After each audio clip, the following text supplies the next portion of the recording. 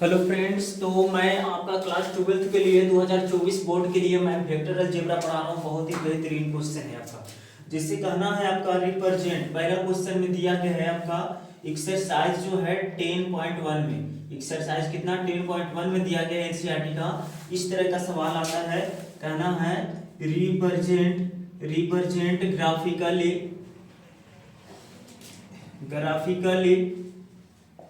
Graphically a displacement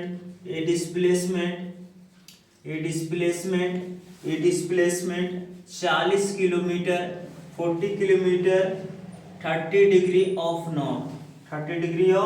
north. ये कहना है, ध्यान दीजिएगा। तो रिप्रेजेंट ग्राफिकली, जैसे रिप्रेजेंट करना रहेगा तो सॉल्यूशन में क्या करेंगे, नॉर्थ है, ये आपका नॉर्थ है, साउथ है, ईस्ट है और वेस्ट को बना देंगे। देखिएगा, ये रिप्रेजेंट करना है 40 kilometre 30 degree of north. 30 degree east of north है। क्या है आपका 30 डिग्री ईस्ट ऑफ नॉर्थ है। क्या है, ईस्ट ऑफ नॉर्थ है। तो ईस्ट ऑफ नॉर्थ है, तो ये आपका नॉर्थ ईस्ट में है आपका कितना, तो 40 किलोमीटर। ये तो मान के चलिए 40 किलोमीटर चला गया। ये 40 किलोमीटर चला गया है आपका इस सेगमेंट में, आपका नॉर्थ ईस्ट में, है ना, समझ में। और इसके बाद में कहना है ऑफ लगा हुआ है किसमें, नॉर्थ में। तो नॉर्थ से गया तो यही हो गया 30 डिग्री, यही 30 डिग्री। ये रिप्रेजेंट कर देंगे, आपका 1 नंबर मिल जाएगा, यानी रिप्रेजेंट। तो रिप्रेजेंट करना आसान है भाई। देखो, ईस्ट और नॉर्थ है, ईस्ट ऑफ नॉर्थ है, तो नॉर्थ ईस्ट में देखेंगे कितना किलोमीटर है, तो 40 किलोमीटर। 40 किलोमीटर जाएंगे कितना डिग्री के साथ में, 30 डिग्री, 30 डिग्री। और जिसमें ऑफ लगा रहेगा, इसमें ऑफ लगेगा, नॉर्थ से ऑफ लगा, यानी कि नॉर्थ से जा रहा है ईस्ट, यानी कि 30 डिग्री के साथ में, इस तरह से। दूसरी नंबर में है भाई, क्लासिफाई द मेजर और स्केलर। जैसे दूसरी नंबर सवाल में है आपका कि 10 केजी क्या है, तो 10 केजी क्या है, सिर्फ परिमाप पता चल रहा है, तो क्या है आपका ये 10 केजी क्या है आपका, स्केलर है। क्या है आपका 10 केजी क्या है आपका, स्केलर है। उसी तरह से आपका 2 मीटर नॉर्थ है, 2 मीटर नॉर्थ वेस्ट है। क्या है आपका, नॉर्थ वेस्ट है, यानी कितना, 2 मीटर। तो 2 मीटर तो परिमाप हो गया और ये डायरेक्शन हो गया। इसका मतलब क्या है, ये वेक्टर है। क्या आपका, वेक्टर है। उसी तरह से आपका 14 डिग्री, ये पहला नंबर। ये दूसरी नंबर, ये 40 डिग्री, तो 40 डिग्री से परिमाप पता चल रहा है, तो क्या हो गया, ये स्केलर हो गया। क्या हो गया, स्केलर हो गया। इसी तरह से चौथा नंबर सवाल में है 40 वाट है। क्या है आपका 40 वाट, तो 40 वाट क्या पता चल रहा है, इसमें डायरेक्शन पता ही नहीं चल रहा है, सिर्फ परिमाप पता चल रहा है। तो 40 वाट क्या हो गया आपका, तो ये आपका क्या हो जाएगा, स्केलर हो गया। क्या हो गया आपका, स्केलर। उसी तरह से आपका है यहाँ पर 10 के पावर -19 कूलम है, तो ये इसमें भी पता चल नहीं रहा है, तो क्या हो जाएगा, स्केलर हो गया। उसी तरह से अगला है जो है, देखिएगा 20 मीटर पर सेकेंड स्क्वायर। तो ये किसका, स्केलरेशन का है, ये त्वरण का, स्केलरेशन का ये यूनिट है मीटर पर सेकेंड स्क्वायर। इसका मतलब क्या है, ये वेक्टर है। ये आपका क्या हो गया, वेक्टर है। ठीक है। इसी तरह से तीसरी नंबर सवाल में कहना है भाई, classify the scalar and vector. कहना इनमें से कौन सा वेक्टर है और स्केलर है। तो जैसे टाइम पीरियड, तो टाइम पीरियड है, तो टाइम पीरियड में आपका समय का पता चलेगा, तो ये क्या हो गया, स्केलर हो गया। क्या हो गया, स्केलर, पहला नंबर। दूसरी नंबर में है आपका डिस्टेंस, तो डिस्टेंस तो पता नहीं चलेगा भाई, तो ये भी क्या हो गया आपका, स्केलर ही हो गया। और इसी तरह से आपका है फोर्स है, तो फोर्स देखिए, तो फोर्स आपका बल, फोर्स जो होता है इसमें magnitude as well as direction दोनों होता है, ठीक है ना। तो ये क्या हो गया आपका, वेक्टर है, ठीक है। और इसी तरह से आपका चौथी नंबर में जो दिया गया है आपका वेलोसिटी है। क्या है आपका, वेलोसिटी। तो वेलोसिटी जो होता है वेग, ये भी वेक्टर होता है। कहना है वेलोसिटी होता है वेग, यानी कि किसी निश्चित दिशा में आपका ये तय की गई दूरी समय के साथ होता है वेलोसिटी, यानी कि v बराबर जो होता है आपका वेलोसिटी मीटर पर सेकंड होता है। और इस तरह से आपका पांचवा नंबर जो दिया गया है वर्क डन। तो काम तो किए लेकिन इसमें डायरेक्शन पता नहीं चलता, मैग्नीट्यूड सिर्फ पता चलता है, डायरेक्शन नहीं पता चलता। ये क्या हो गया, स्केलर हो गया। तो ये याद रखोगे भाई, आपका 12th क्लास में जरूर ऑब्जेक्टिव में आपको पूछा जाएगा मैथ में, ठीक है ना।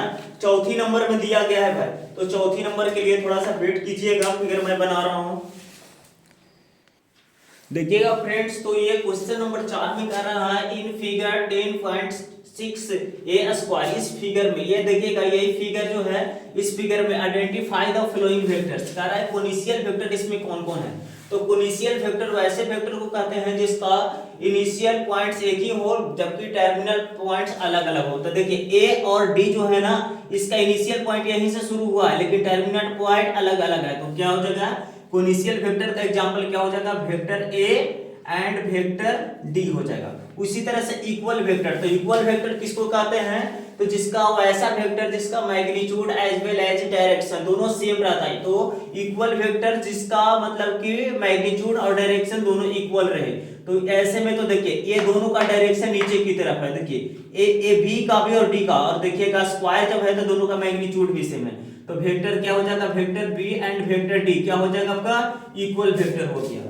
आए समझ में, collinear but not equal, collinear है बट इक्वल नहीं है। तो देखिएगा ये जो है ना भाई, देखिए इक्वल तो नहीं है, इसका डायरेक्शन इस तरह से और इसका डायरेक्शन ये, तो ये वेक्टर ए और जो हो गया वेक्टर सी हो गया, क्या हो गया, कोलिनियर है बट इक्वल नहीं है। देखिएगा 5 नंबर जो है भाई, तो 5 नंबर में ऑब्जेक्टिव ट्रू एंड फॉल्स है, तो उसको जरा देखते हैं।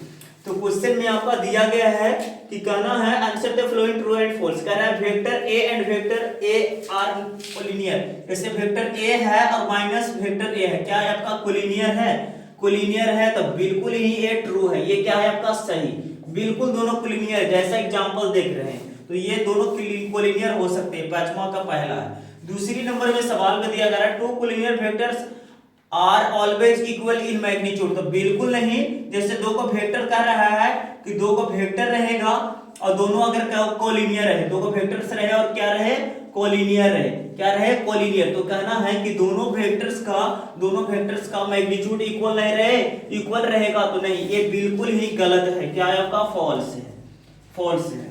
तीसरी नंबर में सवाल में दिया गया है कि two vectors have same magnitude are collinear, कह रहा है दो को वेक्टर है और उसका मैग्नीट्यूड अगर सेम रहेगा तो क्या वो कोलिनियर हो गया, बिल्कुल नहीं कोलिनियर। जैसे यही फिगर देख लीजिए, इसका मैग्नीट्यूड सेम है तो क्या कोलिनियर है, नहीं। तो ये तीसरी नंबर में भी क्या हो जाएगा, फॉल्स हो जाएगा। और चौथी नंबर में जो दिया गया है two collinear vector having same magnitude and are equal, no, तो ये भी क्या है आपका, फॉल्स ही है। तो ये 10 पॉइंट बहुत ही बेहतरीन ढंग से ये खत्म हो गया। 10.2 के लिए मैं थ्योरी बता रहा हूं, जब तक इसकी ये स्क्रीनशॉट आप भाई ले सकते हैं इसको। तो देखिएगा मैं वेक्टर के लिए और कुछ मैं बताता हूं, जैसे कि कोई वेक्टर ए है और कोई वेक्टर बी है, तो वेक्टर ए प्लस बी का जो मान होता है वेक्टर बी प्लस ए का मान के बराबर होता है, चाहे ए प्लस बी करिए या वेक्टर बी प्लस ए करिए, ठीक है ना। इसी तरह से अगर वेक्टर आपका ए है, बी है और क्या है, वेक्टर सी है, तो पहले ये दो का जोड़िए, इसके साथ में जोड़िए, या वेक्टर ए, वेक्टर बी और वेक्टर सी है, इसके साथ में लास्ट वाले के जोड़िए, दोनों तरफ में जो हो जाएंगे वो इक्वल ही होगा। ये एक तरह का प्रॉपर्टीज ही होता है भाई। तो देख लीजिएगा, इसे कहना है कि वेक्टर ए का मान दिया हुआ है a1i a2j और दिया हुआ है a3k दिया हुआ है, ठीक है ना, ठीक है ना। और इसी तरह से वेक्टर बी का जो मान दिया है a1i दिया हुआ है, a2j दिया हुआ है और a3k दिया हुआ है। ये देखिएगा b के जगह पर है तो b1 कर दीजिए, b2 कर दीजिए और b3 दिया है। देखिए a का मान इतना दिया है, b का मान इतना दिया है, वेक्टर a प्लस b निकालना है। पहले नंबर में a प्लस b निकालना है तो क्या करिए, a1 में b1 जोड़ दीजिए, a1 प्लस b1 i हो जाएगा, उसी तरह से a2 प्लस b2j हो जाएगा और उसी तरह से आपका a3 प्लस b3k हो जाएगा। तो इस तरह से आपका जो है वेक्टर का ये कर सकते हैं। दूसरी number vector a minus B करना है, जैसे दो को वेक्टर दिया हुआ है और इसका माइनस करना है, तो जिस तरह से जोड़े उसी तरह से घटा सकते हैं। a1 माइनस b1 i हो जाएगा और उसी तरह से a2 माइनस b2j हो जाएगा और उसी तरह से आपका a3 माइनस b3 आपका k हो जाएगा। तो इस तरह से कर सकते हैं, लेकिन इसी तरह से आपका इसका चाहे तो गुना भी कर सकते हो भाई। तो जैसे कि आपका a डॉट b कर सकते हैं, a डॉट b यानी कि गुना हो जाएगा, तो गुना करना भी आसान है। a1 क्या हो जाएगा, a1 b1 हो जाएगा, a2 b2 हो जाएगा और a3 b3 कर सकते हैं। देखिएगा ये डॉट से गुना हुआ है ना, यानी गुना करने किए हैं तो ये किससे, डॉट से, इसलिए इसको बोलेंगे डॉट प्रोडक्ट। क्या बोलेंगे इसको, डॉट प्रोडक्ट बोलेंगे। और जब इसी को हम गुना जैसे करते हैं क्रॉस में, जैसे a क्रॉस b में करते हैं, तो a क्रॉस b करना भी बहुत ही आसान है भाई। क्या कर दीजिए, आपका i कर दीजिए, j कर दीजिए और k कर दीजिए। जैसे डिटरमिनेंट में हमने बताया है a1 b1 c1 कर दीजिए और A2 B2 और ये आपका C2 कर दीजिए। आए समझ में? तो इस तरह से आप गुना कर सकते हैं भाई। देखिएगा कुछ और वेक्टर का मैं बता रहा हूँ थ्योरी, जैसे कि वेक्टर A बराबर दिया रहे A1i A2j और आपका दिया रहे A3k दिया हुआ है। तो A जो आपका A1 है, A2 है और A3 है। A1 है आपका, तो इसमें डायरेक्शन रेशियो निकालना रहता है। क्या निकालना रहता है? तो डायरेक्शन रेशियो जो होता है भाई, तो डायरेक्शन रेशियो जो हो जाएगा आपका direction A1 A2 and A3 हो जाएगा। उसी तरह से डायरेक्शन को साइन निकालना रहे। क्या निकालना रहे? डायरेक्शन को साइंस निकालना रहेगा। तो डायरेक्शन को साइन जो निकालना रहे भाई, तो डायरेक्शन को साइन निकलता है एल निकलता है, एम निकलता है और ए निकलता है। तो एल निकालना बहुत ही आसान है भाई। तो एल निकालने का रूल्स है आपका, देखिए ये A1 है ना, तो A1 बटे अंडर रूट A1 का स्क्वायर A2 का स्क्वायर और A3 का स्क्वायर। उसी तरह से m निकालना है तो A2 बटे हो जाएगा फिर से A1 का स्क्वायर A2 का स्क्वायर और A3 का स्क्वायर। उसी तरह से n निकालना है। क्या निकालना है? n। तो A3 बटे क्या हो जाएगा? अंडर रूट A1 का स्क्वायर A2 का स्क्वायर और A3 के स्क्वायर हो जाएगा। तो ये आपका L है, M है और N है। क्या हो गया आपका? ये डायरेक्शन कोसाइंस हो गया। तो डायरेक्शन रेशियो भी निकाल सकते हैं और डायरेक्शन कोसाइंस भी निकाल सकते हैं। देखिए भाई A1 ये आपका जो है ना, इस वेक्टर का चाहे तो मैग्नीट्यूड बोल सकते हैं। इसका मैग्नीट्यूड अगर निकालना रहता है, क्या निकालना रहता है? Magnitude of vector A. Vector A का मैग्नीट्यूड निकालना है भाई, तो ऐसे सिंबल से सूचित करते हैं मैग्नीट्यूड का।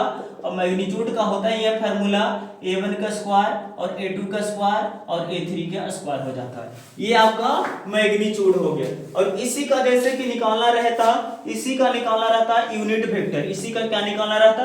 Unit vector. क्या बोलते हैं उसको? Unit vector. तो यूनिट वेक्टर बहुत ही आसानी तरीका से निकाल सकता है भाई। यूनिट वेक्टर के लिए फार्मूला था, यूनिट वेक्टर ना कैप लगा रहता है।